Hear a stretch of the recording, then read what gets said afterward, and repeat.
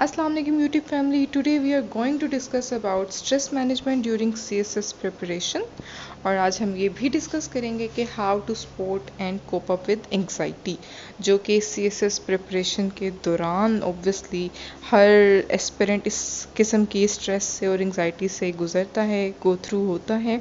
तो आज की वीडियो में हम डिस्कस करेंगे कि वो क्यों पैदा होती है एंग्जाइटी और उसको किस तरीके से दूर किया जाए। सबसे पहले तो हम ये जान लेते हैं कि स्ट्रेस होता क्या है। स्ट्रेस बेसिकली डिफरेंस है आपकी रियलिटी और एक्सपेक्टेशंस के दरमियान। जब आपने अपने आप से या आपकी फैमिली ने आपसे हाई एक्सपेक्टेशंस रखी होती हैं, ठीक है, और रियलिटी उसके बरअक्स होती है, तो ऑब्वियसली स्ट्रेस पैदा होता है। फॉर एग्जांपल, अगर आपने सोचा है कि मैंने एक हफ्ते में एक सब्जेक्ट ख़त्म कर लेना है, ठीक है, और वो आप नहीं ख़त्म कर पाते बल्कि सिर्फ एक दो टॉपिक कर पाते हैं, तो ऑब्वियसली स्ट्रेस पैदा होता है। तो एक्सपेक्टेशंस ही आप क्यों ना रियलिस्टिक बेस पे रखें, ठीक है। तो इसका बेसिक सा हल ये है। ये तो सिर्फ एक मिसाल है, मैं आपको आगे जाके मज़ीद पॉइंट्स भी बताऊंगी।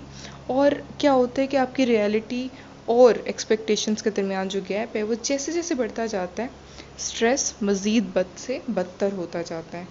लेकिन बाज़ मामलों में स्ट्रेस बुरा भी नहीं है। स्ट्रेस एक पॉजिटिव चीज़ है, लेकिन सिर्फ तब जब वो आपका पोटेंशियल बढ़ाए परफॉर्मेंस का, ठीक है, ना कि उसको घटाए। जैसे ही स्ट्रेस का आपकी परफॉर्मेंस पे बुरा असर पड़ने लगता है, तो फिर वो आपके लिए फ्रूटफुल नहीं रहता, वो आपके लिए प्रोडक्टिव नहीं रहता, बल्कि वो डिस्ट्रेस की शक्ल इख्तियार कर जाता है, ठीक है। डिस्ट्रेस मतलब कि नेगेटिव स्ट्रेस। तो आपने उतना ही स्ट्रेस लेना है CSS की जर्नी में जितना आपको मोटिवेट करने के लिए चाहिए, जितना आपको अपने आप को मज़ीद प्रोडक्टिव बनाने के लिए चाहिए। जैसे ही आपकी परफॉर्मेंस इफ़ेक्ट हो तो मेंड योर वेज। ऑब्वियसली CSS की प्रिपरेशन एक टायरिंग जर्नी है। आप उसमें सालों लगाते हो प्रिपरेशन में, और ऑब्वियसली वो होता ही पास तब है जब आप बहुत ज़्यादा हेक्टिक स्केड्यूल से गुजरें और उसको पूरा करें।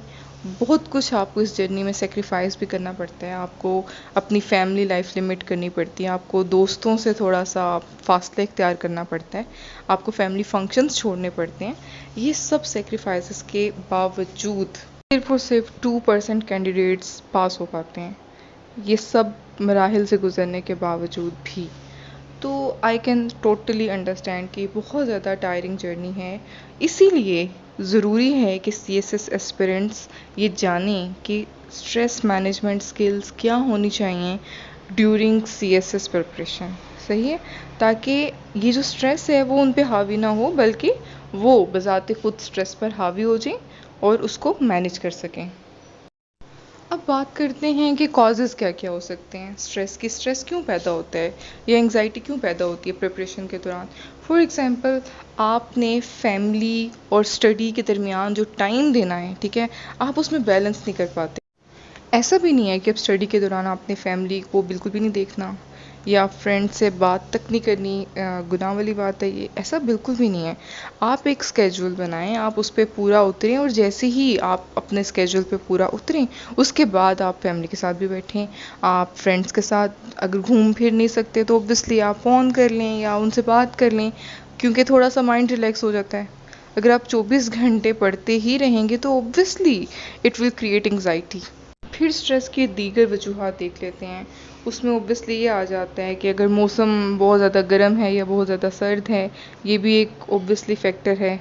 जिस तरह आजकल गर्मी बहुत ज़्यादा है तो ये एक हिंड्रेंस हो सकती है आपकी पढ़ाई में, और या फिर शोर। फिर कुछ फिज़िकल कॉजेज़ भी हो सकती हैं, for example poor diet, lack of exercise. Stress से ना सिर्फ आपकी पढ़ाई में हिंड्रेंस आती है बल्कि आपके जिस्म पे भी उसके नेगेटिव इम्पैक्ट पड़ता है। मसलन आपका डाइजेस्टिव सिस्टम डिस्टर्ब हो जाता है, ठीक है, हार्ट बीट इंक्रीज़ हो जाती है, मिग्रेन हो सकती है, ठीक है, हेडेक और फटीग तो इसमें कॉमन हैं सिम्टम्स, ठीक है। अब इसको करना कैसे है मैनेज, ठीक है। अगर तो ये प्रोलॉन्ग हो गया स्ट्रेस, देखें एक दिन का या कुछ घंटों का स्ट्रेस तो ये ठीक है, मतलब इट्स ओके, ये सबके साथ होता है, ठीक है। लेकिन जैसे जैसे ये प्रोलॉन्ग होता जाएगा वैसे वैसे इसके असरात आपकी परफॉर्मेंस पे नेगेटिव पड़ेंगे, ठीक है, ये नेगेटिवली इम्पैक्ट करेगा। तो वो वक्त आने से पहले पहले ही इसको मैनेज करना अक्लमंदी है।